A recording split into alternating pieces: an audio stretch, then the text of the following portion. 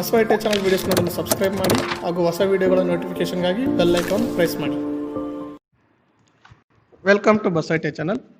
ಇವತ್ತಿನ ವಿಡಿಯೋದಲ್ಲಿ workshop calculation and science ಸಬ್ಜೆಕ್ಟಲ್ಲಿ ಬರುವಂಥ ಎಸ್ಟಿಮೇಷನ್ ಆ್ಯಂಡ್ ಕಾಸ್ಟಿಂಗ್ ಟಾಪಿಕ್ ಬಗ್ಗೆ ನೋಡೋಣ. ಇನ್ನು ಈ ಟಾಪಿಕ್ ಬಂದು ಎಲ್ಲ ಟ್ರೇಡ್ಸ್ಗೂ ಕಾಮನ್ ಆಗಿರುತ್ತೆ ಸೆಕೆಂಡ್ ಇಯರಲ್ಲಿ. ಸೊ ಇದಕ್ಕಿಂತ ಹಿಂದಿನ ವಿಡಿಯೋದಲ್ಲಿ 2 ವಿಡಿಯೋಗಳಲ್ಲಿ ಪ್ರಾಫಿಟ್ ಮತ್ತು ಲಾಸ್ ಬಗ್ಗೆ ನೋಡಿದ್ವಿ. ಅಂದರೆ ಪ್ರಾಫಿಟ್ ಅಂದ್ರೆ ಏನು, ಲಾಸ್ ಅಂದ್ರೆ ಏನು, ಸೆಲ್ಲಿಂಗ್ ಪ್ರೈಸ್, ಕಾಸ್ಟ್ ಪ್ರೈಸ್, ಇದಕ್ಕೆ ಸಂಬಂಧಪಟ್ಟಂಥ ಕೆಲವು ಡೆಫಿನಿಷನ್ಸ್ಗಳು, ಫಾರ್ಮುಲಾಗಳು ಮತ್ತು ಅದಕ್ಕೆ ಸಂಬಂಧಪಟ್ಟಂಥ ಕೆಲವೊಂದು ಸಿಂಪಲ್ ಪ್ರಾಬ್ಲಮ್ಸ್ನ ನೋಡಿದ್ವಿ. ಸೊ ಇವತ್ತಿನ ವಿಡಿಯೋದಲ್ಲಿ ಎಸ್ಟಿಮೇಷನ್ ಮತ್ತು ಕಾಸ್ಟ್ ಯಾವ ಥರ ಇರುತ್ತೆ, ಯಾವ ಥರ ವರ್ಕ್ ಆಗುತ್ತೆ, ಯಾವ ಥರ ಇದು ಒಂದು ಪ್ರಾಜೆಕ್ಟ್ ಆಗಲಿ ಬಿಸ್ನೆಸ್ಗಾಗಲಿ ಬೇಕಾಗುತ್ತೆ ಅನ್ನೋದು ನೋಡೋಣ. ಸೊ ಮೊದಲಿಗೆ ಎಸ್ಟಿಮೇಷನ್. ಸೊ ಎಸ್ಟಿಮೇಷನ್ ಏನಂದರೆ, estimation is the method of calculating the various quantities and the expenditure to be incurred on a particular job or process.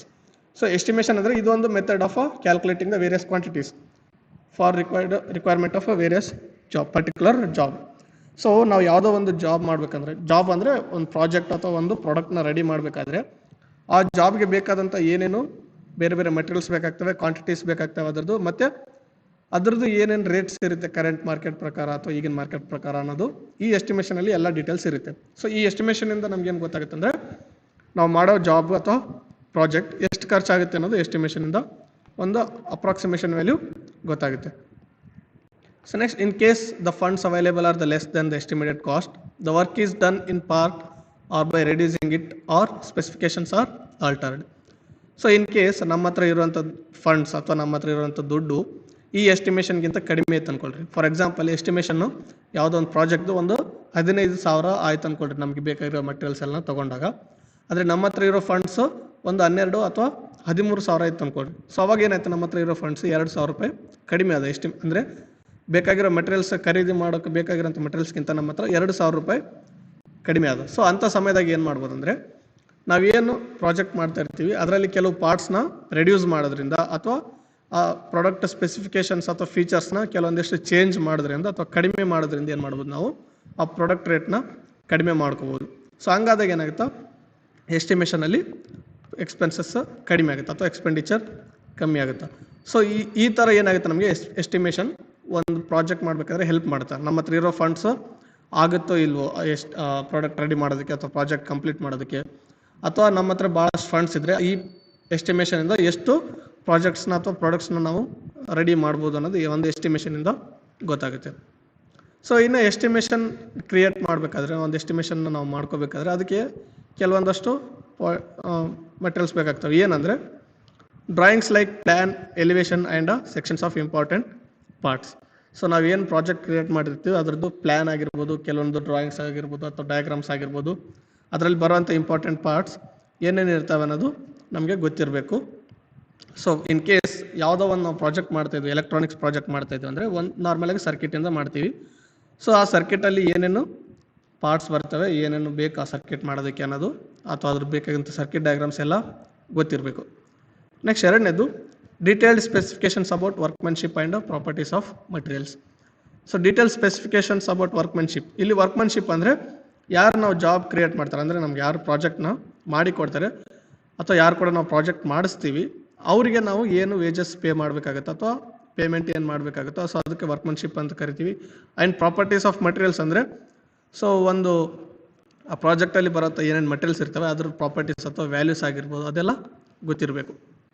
Next, standard schedule of rates of the current year. ಅಂದರೆ ಈಗಿನ market ಪ್ರಕಾರ ನಮಗೆ ಬೇಕಾದಂಥ materials ಆಗಿರ್ಬೋದು, ವರ್ಕ್ಮೆನ್ಶಿಪ್ಗೆ ಕೊಡಬೇಕಾದಂಥ wages ಆಗಿರ್ಬೋದು, ಅದರದ್ದೆಲ್ಲ rates ಏನಿದೆ ಅಥವಾ prices ಏನಿದೆ ಅನ್ನೋದು ನಮಗೆ ಗೊತ್ತಿರಬೇಕು. ಸೊ ಗೊತ್ತಿದಾಗ ಏನಾಗುತ್ತೆ, ಈ ಒಂದು ಎಸ್ಟಿಮೇಷನ್ ಕ್ರಿಯೇಟ್ ಮಾಡೋದಕ್ಕೆ ಈಸಿ ಆಗುತ್ತೆ. ಸೊ ಇನ್ ಕೇಸ್ ನಮಗೆ ಈ ಕರೆಕ್ಟ್ ಆನ್ಗೋಯಿಂಗ್ ರೇಟ್ಸ್ ಏನು ಇದಾವೆ, ಪರ್ಟಿಕ್ಯುಲರ್ ರೇಟ್ಸ್ ಅವೇನು ಗೊತ್ತಿಲ್ಲ ನಮಗೆ ಅಥವಾ ಅಂದಾಜಾಗಿ ಹಾಕಿದಂದ್ರೆ ಏನಾಗುತ್ತೆ, ಕರೆಕ್ಟಾಗಿ ಅಲ್ಲಿ ಎಸ್ಟಿಮೇಷನ್ ಕ್ರಿಯೇಟ್ ಮಾಡೋದಕ್ಕೆ ಆಗಲ್ಲ. ಸೊ ಎಸ್ಟಿಮೇಷನ್ ಏನಾಗುತ್ತೆ, ನಮ್ಮ ಇರೋ ಫಂಡ್ಸ್ಗಿಂತ ಜಾಸ್ತಿನೂ ಆಗ್ಬೋದು ಅಥವಾ ಇರೋ ಫಂಡ್ಸ್ಗಿಂತ ಕಡಿಮೆನೂ ಆಗ್ಬೋದು.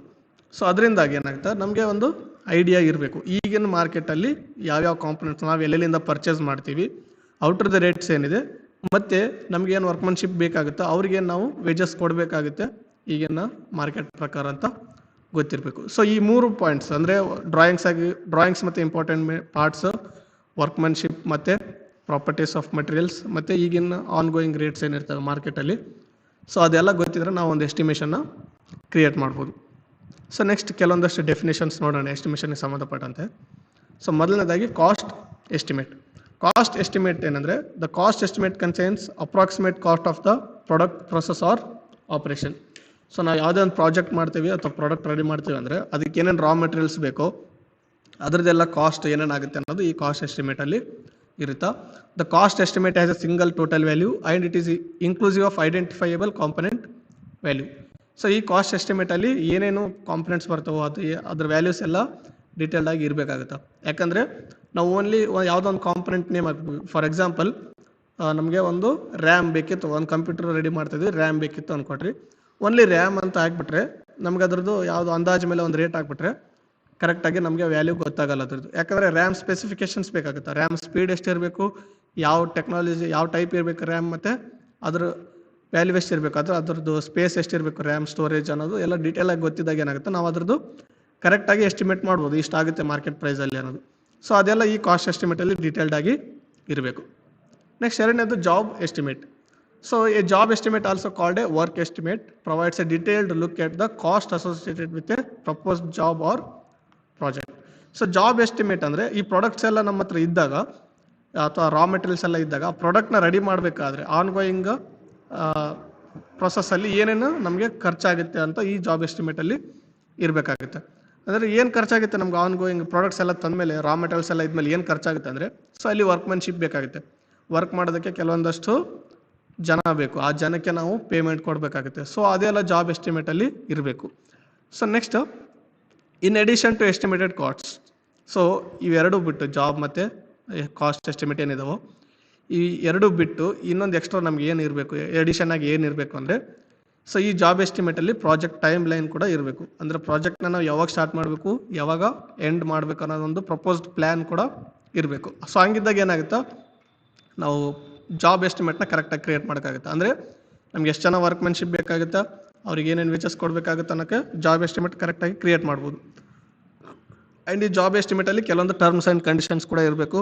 ವರ್ಕ್ಮೆನ್ಶಿಪ್ಗೆ ಆಗಿರ್ಬೋದು ಅಥವಾ ಬೇರೆ ಬೇರೆ ನಮ್ಮ ಪ್ರಾಡಕ್ಟ್ನ ತೊಗೊಳ್ತಾರಲ್ಲ ಅದ್ರ ಬಗ್ಗೆ ಆಗಿರ್ಬೋದು, ಎಲ್ಲ ಟರ್ಮ್ಸ್ ಮತ್ತು ಅದಕ್ಕೆ ಅಪ್ಲೈ ಆಗೋಂಥ ಕಂಡೀಷನ್ಸು ಇರಬೇಕು. And payment plan. ಸೊ ಈ ಜಾಬ್ ಎಸ್ಟಿಮೇಟಲ್ಲಿ ಪೇಮೆಂಟ್ ಪ್ಲ್ಯಾನ್ ಕೂಡ ಇರುತ್ತೆ. ಅಂದರೆ ನಾವೇನು ಜನ ಕರ್ಕೊಂಬಂದಿರ್ತೀವಿ ಕೆಲಸ ಮಾಡೋದಕ್ಕೆ ಅವ್ರಿಗೆ ಏನೇನು ಪೇಮೆಂಟ್ ಮಾಡಬೇಕು ಅನ್ನೋದು ಈ ಜಾಬ್ ಎಸ್ಟಿಮೇಟಲ್ಲಿ ಇರುತ್ತೆ. And can be use to evaluate whether to move forward with a project. So ಈ ಜಾಬ್ ಎಸ್ಟಿಮೇಟ್ ನಾವು ಮೇಂಟೈನ್ ಮಾಡಿ ನೋಡ್ಕೊತ ಹೋದಾಗ ಏನು ಗೊತ್ತಾಗುತ್ತೆ, ಈ ಪ್ರಾಜೆಕ್ಟ್ನ ನಾವು ಕಂಟಿನ್ಯೂ ಮಾಡ್ಬೋದಾ ಅಥವಾ ನಮಗೆ ಈ ಪ್ರಾಜೆಕ್ಟಿಂದ ಜಾಸ್ತಿ ಲಾಸ್ ಆಗುತ್ತೆ ಅಂತ ಈ ಪ್ರಾಜೆಕ್ಟ್ನ ನಾವು ಡ್ರಾಪ್ ಮಾಡ್ಬೋದು. ಸೊ ಈ ಜಾಬ್ ಎಸ್ಟಿಮೇಟಿಂದನೇ ಅದು ನಮಗೆ ಗೊತ್ತಾಗುತ್ತೆ. ಸೊ ಯಾವ ಥರ ಗೊತ್ತಾಗುತ್ತೆ ಅಂದರೆ ಈ ಪ್ರಪೋಸ್ಡ್ ಪ್ಲ್ಯಾನ್ ವ್ಯಾಲ್ಯೂಸ್ ಎಲ್ಲ ನಮ್ಗೆ ಟೈಮ್ ಲೈನ್ಸ್ ವ್ಯಾಲ್ಯೂಸ್ ಮತ್ತು ಏನೇನು ಕಾಸ್ಟಸ್ ಪೇಮೆಂಟ್ಸ್ ಆಗ್ತದೆ ಎಲ್ಲ ನಮ್ಗೆ ಡೀಟೇಲಾಗಿ ಗೊತ್ತಿದ್ದಾಗ ಸೊ ಒಂದು ಅರ್ಧ ಪ್ರಾಜೆಕ್ಟ್ ಆದಮೇಲೆ ಎಷ್ಟು ಖರ್ಚಾಯಿತು, ಏನಾಯಿತು, ಎಷ್ಟು ಟೈಮ್ ಆಯಿತು, ಟೈಮ್ ಲೈನ್ ಪ್ರಕಾರ ಹೋಗ್ತಿದ್ದಿಲ್ಲ, ಶೆಡ್ಯೂಲ್ ಪ್ರಕಾರ ಎಲ್ಲ ಆಗ್ತಿದ್ದಿಲ್ಲ ಅಂತ ಗೊತ್ತಾದಾಗ ಏನಾಗುತ್ತೋ ನಾವೊಂದು ಪ್ರಾಜೆಕ್ಟ್ನ ಮುಂದುವರಿಸಬೇಕೋ ಬೇಡ ಅನ್ನೋದು ಗೊತ್ತಾಗುತ್ತೆ. ಇನ್ ಕೇಸ್ ಪ್ರಪೋಸ್ ಟೈಮ್ ಲೈನ್ಗಿಂತ ಜಾಸ್ತಿ ಭಾಳ ಟೈಮ್ ನಮಗೆ ವೇಸ್ಟ್ ಆಗ್ತಿತ್ತು ಇಲ್ಲಿ ಅಂದರೆ ಆ ಪ್ರಾಜೆಕ್ಟು ನಾವು ನಿಲ್ಲಿಸ್ಬೋದು ಅಥವಾ ಪ್ರಾಜೆಕ್ಟಲ್ಲಿ ಯಾವ ರೀತಿ ಟೈಮ್ ಲೈನ್ ಮೇಂಟೈನ್ ಮಾಡೋದಕ್ಕೆ ಇಂಪ್ರೂವ್ಮೆಂಟ್ಸ್ ಮಾಡ್ಬೋದು ಅನ್ನೋದು ಕೂಡ ಇಲ್ಲಿ ಗೊತ್ತಾಗುತ್ತೆ. Next hand book and reference table. So ಇದು ನಾರ್ಮಲ್ ಆಗಿ ಒಂದು ಪಾಕೆಟ್ ಸೈಜ್ ಇರೋಂಥ ಹ್ಯಾಂಡ್ ಬುಕ್ ಇರುತ್ತೆ. ಈ ಹ್ಯಾಂಡ್ ಬುಕ್ಕಲ್ಲಿ ಏನಾಗಿರುತ್ತೆ ರಫ್ ಆಗಿ ಏನೇನು ವರ್ಕ್ ಬೇಕೋ ಅದೆಲ್ಲ ಮೆನ್ಷನ್ ಆಗಿರುತ್ತೆ.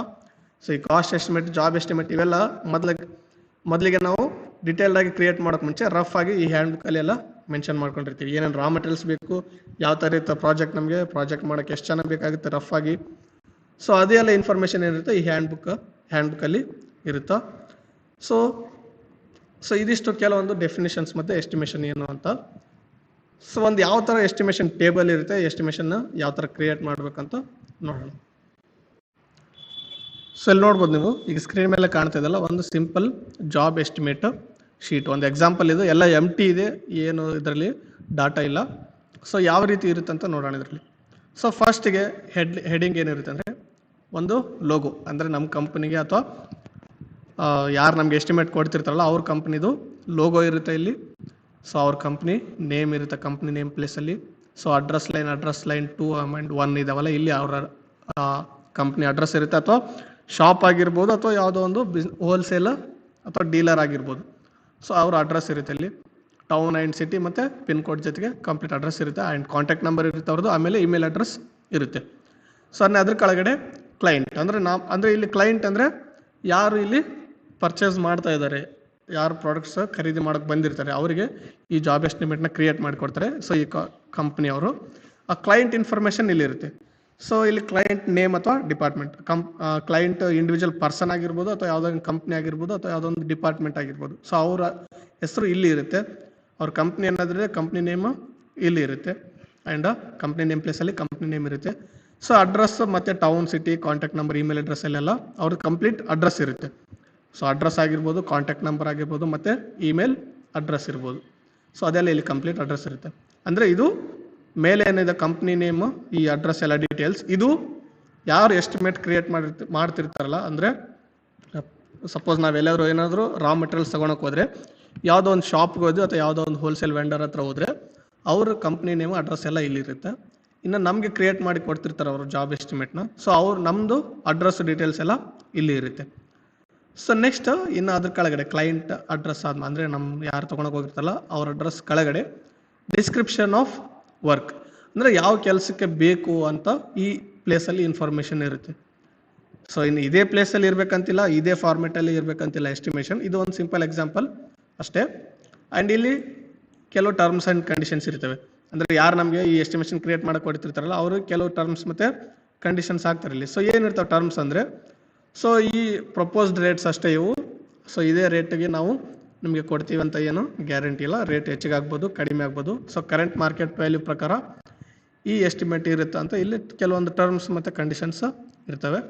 ಆಮೇಲೆ ಅವ್ರ ಸೀಲ್ ಆಗಿರ್ಬೋದು, ವೆಬ್ಸೈಟ್ ಅಡ್ರೆಸ್ ಆಗಿರ್ಬೋದು, ಕಾಂಟ್ಯಾಕ್ಟ್ ಇಮೇಲ್ ಅಡ್ರೆಸ್, ಯಾರು ಪ್ರಪೋಸ್ಡ್ ಅಥರೈಸ್ಡ್ ಪರ್ಸನ್ ಇರ್ತಾರೋ ನಮ್ಗೆ ಕೊಡೋರು, ಅವ್ರ ಸೀಲ್ ಎಲ್ಲ ಕಾಂಟ್ಯಾಕ್ಟ್ ಡೀಟೇಲ್ಸ್ ಇಲ್ಲಿ ಇರುತ್ತೆ.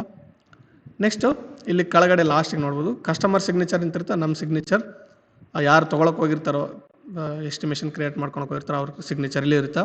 ಆ್ಯಂಡ್ ಅಥರೈಸ್ಡ್ ಸಿಗ್ನೇಚರ್ ಅಂದರೆ ನಮ್ಗೆ ಯಾರು ಎಸ್ಟಿಮೇಟ್ ಕ್ರಿಯೇಟ್ ಮಾಡಿ ಕೊಡ್ತಾರಲ್ಲ ಅವ್ರ ಸಿಗ್ನೇಚರ್ ವಿತ್ ಸೀಲ್ ಎಲ್ಲ ಇಲ್ಲಿ ಇರುತ್ತೆ. ಸೊ ಇದಿಷ್ಟು ಬಿಟ್ಟು ಇನ್ನು ಏನೇನು ಇರುತ್ತೆ ಎಸ್ಟಿಮೇಟಲ್ಲಿ ಅಂದರೆ, ಸೊ ಇಲ್ಲಿ ನೋಡ್ಬೋದು ನೀವು ಡೇಟ್ ಆಫ್ ಇನ್ವಾಯ್ಸ್. ಸೊ ಏನು ಎಸ್ಟಿಮೇಷನ್ ಕ್ರಿಯೇಟ್ ಮಾಡಿ ಕೊಡ್ತಾರಲ್ಲ ಅವತ್ತಿನ ಡೇಟ್ ಇರುತ್ತೆ ಇಲ್ಲಿ.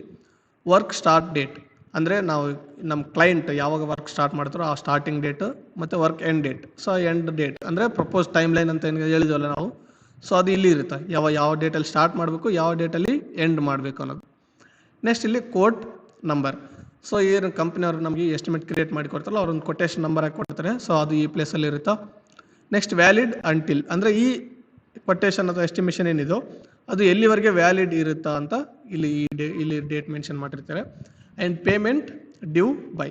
ಸೊ ಇನ್ ಕೇಸ್ ನಾವೇನಾದ್ರು ಇದರಲ್ಲಿ ಪರ್ಚೇಸ್ ಮಾಡಿದರೆ ಪೇಮೆಂಟ್ ಏನಾದ್ರು ಡ್ಯೂ ಇದ್ದರೆ ಅಲ್ಲಿ ಡೇಟ್ ಇರುತ್ತೆ, ಈ ಡೇಟಿಗೆ ನಾವು ಪೇಮೆಂಟ್ಸ್ನ ಪೇ ಮಾಡಬೇಕು ಅನ್ನೋದು ಇಲ್ಲಿ ಈ ಪೇಮೆಂಟ್ ಡ್ಯೂ ಬೈ ಅಂತ ಈ ಪ್ಲೇಸಲ್ಲಿ ಪೇಮೆಂಟ್ ಲಾಸ್ಟ್ ಪೇಮೆಂಟ್ ಡೇಟ್ ಏನಿರುತ್ತೆ ಅದನ್ನು ಮೆನ್ಷನ್ ಮಾಡಿರ್ತಾರೆ.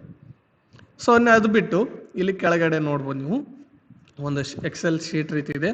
ಸೊ ಈ ಎಕ್ಸೆಲ್ ಶೀಟಲ್ಲಿ ಏನೇನಿದೆ ಅಂದರೆ ಫಸ್ಟ್ ಏನು ನೋಡ್ಬೋದು materials, quantity, unit price, total. So ಈ ಥರ ಒಂದು ಇಲ್ಲಿ ಎಕ್ಸೆಲ್ ಶೀಟ್ ಇದೆ.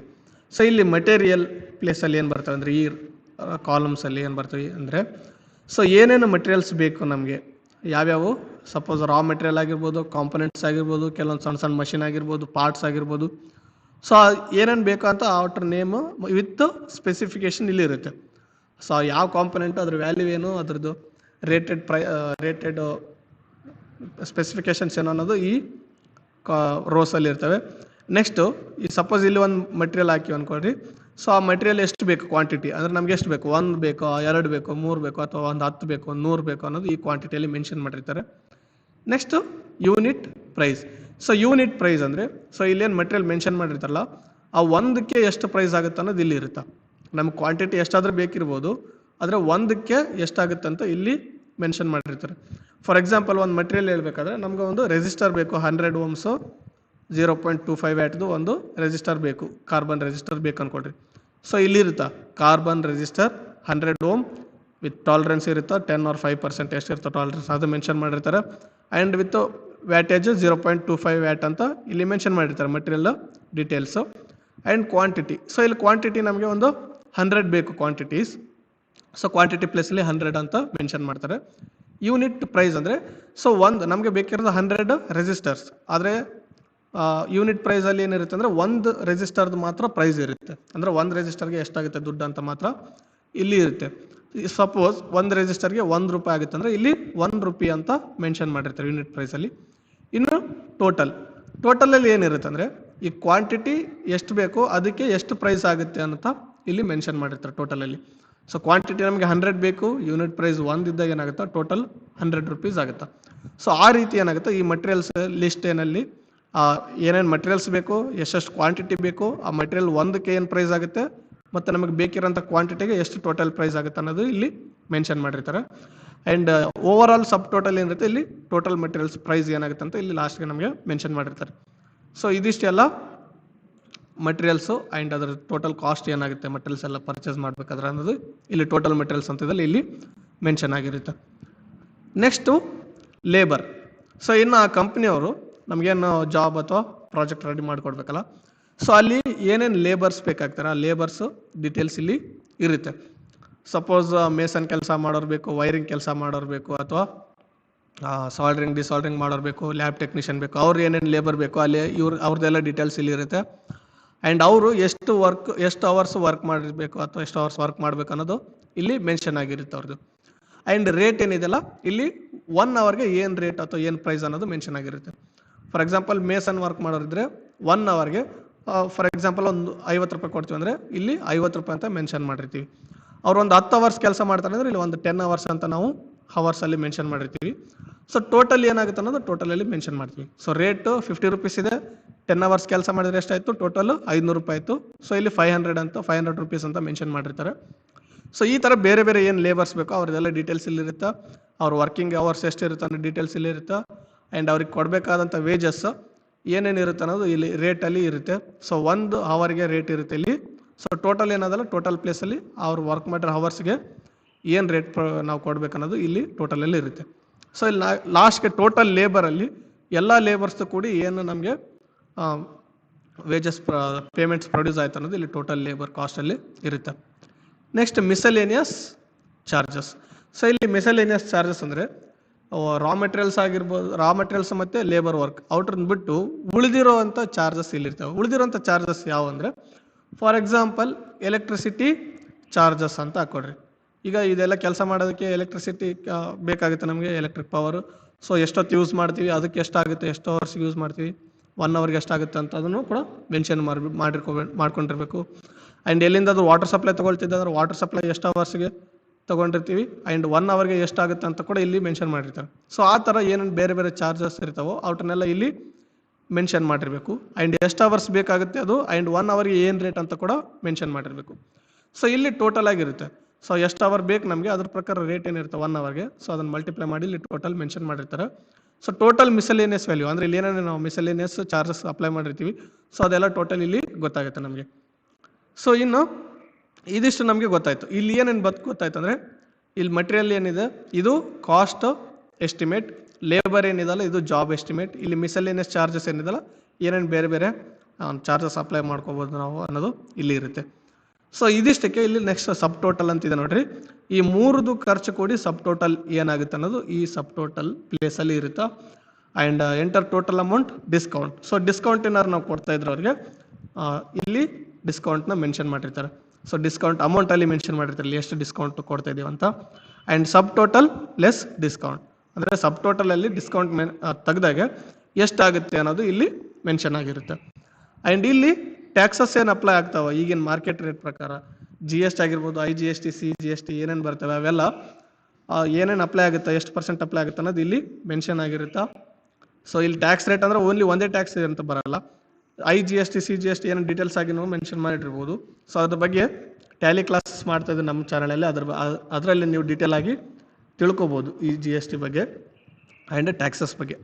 ಆ್ಯಂಡ್ ಟೋಟಲ್ ಟ್ಯಾಕ್ಸ್ ಅಮೌಂಟ್ ಎಷ್ಟಾಯಿತು ಇಲ್ಲಿ ಪರ್ಸೆಂಟೇಜಲ್ಲಿ ಹಾಕಿರ್ತೀವಿ ಅಷ್ಟೇ. ಆ್ಯಂಡ್ ಟ್ಯಾಕ್ಸ್ ಅಮೌಂಟ್ ಎಷ್ಟಾಯ್ತು ಅಂತ ಇಲ್ಲಿ ಈ ಪ್ಲೇಸಲ್ಲಿ ಟ್ಯಾಕ್ಸ್ ಅಮೌಂಟ್ನ ಹಾಕಿರ್ತೀವಿ ನಾವು. ಶಿಪ್ಪಿಂಗ್ ಆ್ಯಂಡ್ ಹ್ಯಾಂಡ್ಲಿಂಗ್, ಇನ್ನು ಪ್ರಾಡಕ್ಟ್ನ ರೆಡಿ ಮಾಡಿದ್ಮೇಲೆ ಏನಾದರೂ ನಮಗೆ ಅವರು ಬೇರೆ ಕಡೆಯಿಂದ ಕಳಿಸ್ತಾ ಇದ್ರು ಅಂದರೆ ಅದ್ರ ಚಾರ್ಜಸ್ ಏನಾಗುತ್ತೆ ಇಲ್ಲಿ ಮೆನ್ಷನ್ ಮಾಡಿರ್ತಾರೆ. ಆ್ಯಂಡ್ ಅದರ್ ಚಾರ್ಜಸ್ ಬೇರೆ ಏನಾದರೂ ಚಾರ್ಜಸ್ ಇದ್ದರೆ ಇಲ್ಲಿ ಅದನ್ನು ಮೆನ್ಷನ್ ಮಾಡಿರ್ತಾರೆ. ಸೊ ಇಲ್ಲಿ ಟೋಟಲ್ ಪ್ಲೇಸಲ್ಲಿ ಏನಿರುತ್ತೆ ಅಂದರೆ ಈ ಸಬ್ ಟೋಟಲ್ ಅಮೌಂಟ್ ಅಂದರೆ ಮಿಸಲೇನಿಯರ್ ಚಾರ್ಜಸ್ ಆಗಿರ್ಬೋದು, ಪ್ರಾಡಕ್ಟ್ ಚಾರ್ಜಸ್ ಆಗಿರ್ಬೋದು, ಲೇಬರ್ ಚಾರ್ಜಸ್ ಆಗಿರ್ಬೋದು, ಅದು with discount minus discount with plus tax and shipping handling charges ಎಲ್ಲ ಆದಮೇಲೆ ಇಲ್ಲಿ ನಮಗೆ ಟೋಟಲ್ ಪ್ರೈಸ್ನ ಮೆನ್ಷನ್ ಮಾಡಿರ್ತಾರೆ. ಸೊ ಈ ಒಂದು ಜಾಬ್ ನಮಗೆ ಮಾಡಿಕೊಡೋಕ್ಕೆ ಅಥವಾ ಈ ಒಂದು ಪ್ರಾಡಕ್ಟ್ ರೆಡಿ ಮಾಡ್ಕೊಳ್ಳೋದಕ್ಕೆ ಏನು ದುಡ್ಡು ಅಥವಾ ಏನು ಪ್ರೈಸ್ ಆಗುತ್ತೆ ಅನ್ನೋದು ಎಲ್ಲ ಇಲ್ಲಿ ಮೆನ್ಷನ್ ಮಾಡಿರ್ತಾರೆ ಟೋಟಲ್ ಅಮೌಂಟ್. ಸೊ ನಾವು ಇಲ್ಲಿ ಟೋಟಲ್ ಅಮೌಂಟಲ್ಲಿ ಏನಿರುತ್ತೋ ಅಷ್ಟು ದುಡ್ಡನ್ನು ಅವ್ರಿಗೆ ಪೇ ಮಾಡಬೇಕಾಗತ್ತೆ ಒಂದು ಪ್ರಾಡಕ್ಟ್ ರೆಡಿ ಮಾಡಿಕೊಟ್ಟಾಗ. ಸೊ ಇಲ್ಲಿ ಟೋಟಲ್ ಏನಿರುತ್ತಲ್ಲ ಅದು ಒಂದು ಎಸ್ಟಿಮೇಟೆಡ್ ಪ್ರೈಸ್ ಅಷ್ಟೇ. ಸೊ ಅದು ಮಾರ್ಕೆಟ್ ರೇಟ್ ಪ್ರಕಾರ ಒಮ್ಮೆಲೆ ಜಾಸ್ತಿ ಆಗಬಹುದು, ಟ್ಯಾಕ್ಸಸ್ ಜಾಸ್ತಿ ಮಾಡಿದಾಗ ರೇಟ್ ಜಾಸ್ತಿ ಆಗುತ್ತಾ, ಟ್ಯಾಕ್ಸಸ್ ಕಡಿಮೆ ಮಾಡಿದಾಗ ರೇಟ್ ಕೂಡ ಕಮ್ಮಿ ಆಗುತ್ತಾ. ಸೊ ಅದ್ರ ಪ್ರಕಾರ ಇಲ್ಲಿ ಟೋಟಲ್ ರೇಟ್ ಮೆನ್ಷನ್ ಆಗಿರುತ್ತೆ. ಸೊ ಅದಕ್ಕೆ ಅಂತಾನೆ ಈ ಟ್ಯಾಕ್ಸು ಇಷ್ಟು ದಿನಕ್ಕೆ ಮಾತ್ರ ಅಂತ ವ್ಯಾಲಿಡ್ ಇದೆ ಅಂತ ವ್ಯಾಲಿಡಿಟಿ ಮೇಲೆ ನೋಡಿದವಲ್ಲ ವ್ಯಾಲಿಡಿಟಿ. ಸೊ ಅಲ್ಲಿ ಮೆನ್ಷನ್ ಮಾಡಿರ್ತಾರೆ ಈ ಡೇಟ್ವರೆಗೆ ಮಾತ್ರ ಇದ್ರ ವ್ಯಾಲಿಡಿಟಿ ಇರುತ್ತೆ, ಈ ಡೇಟ್ ಆದಮೇಲೆ ಇದ್ರ ವ್ಯಾಲಿಡಿಟಿ ಇರಲ್ಲ, ಅದಾದಮೇಲೆ ಈ ರೇಟ್ಸ್ ಅಪ್ಲೈ ಆಗಲ್ಲ, ಅವಾಗಿನ ಮಾರ್ಕೆಟ್ ರೇಟ್ ಇರ್ತಾವೆ ಅದ್ರ ಪ್ರಕಾರ ಅಪ್ಲೈ ಆಗುತ್ತೆ ಅನ್ನೋದು ಈ ಟರ್ಮ್ಸ್ ಆ್ಯಂಡ್ ಕಂಡೀಷನ್ಸ್ ಅಲ್ಲೆಲ್ಲ ಮೆನ್ಷನ್ ಮಾಡಿರ್ತಾರೆ. ಸೊ ಇದಿಷ್ಟು ಒಂದು ಜಾಬ್ ಎಸ್ಟಿಮೇಟ್ ಶೀಟ್ ಯಾವ ರೀತಿ ಇರುತ್ತೋ ಅನ್ನೋದು. ಸೊ ಇದಿಷ್ಟು ಕಾಸ್ಟಿಂಗ್ ಆ್ಯಂಡ್ ಎಸ್ಟಿಮೇಟಿಂಗ್ ಬಗ್ಗೆ ಒಂದಷ್ಟು ಇನ್ಫಾರ್ಮೇಷನ್. ಆ್ಯಂಡ್ ಈ ವಿಡಿಯೋ ನಿಮಗೆ ಇಷ್ಟ ಆಗಿದರೆ ಲೈಕ್ ಮಾಡಿ, ಶೇರ್ ಮಾಡಿ, ಮತ್ತು ಬಸವ ಐ ಟಿ ಐ ಚಾನಲ್ನ ಸಬ್ಸ್ಕ್ರೈಬ್ ಮಾಡಿ. Thank you.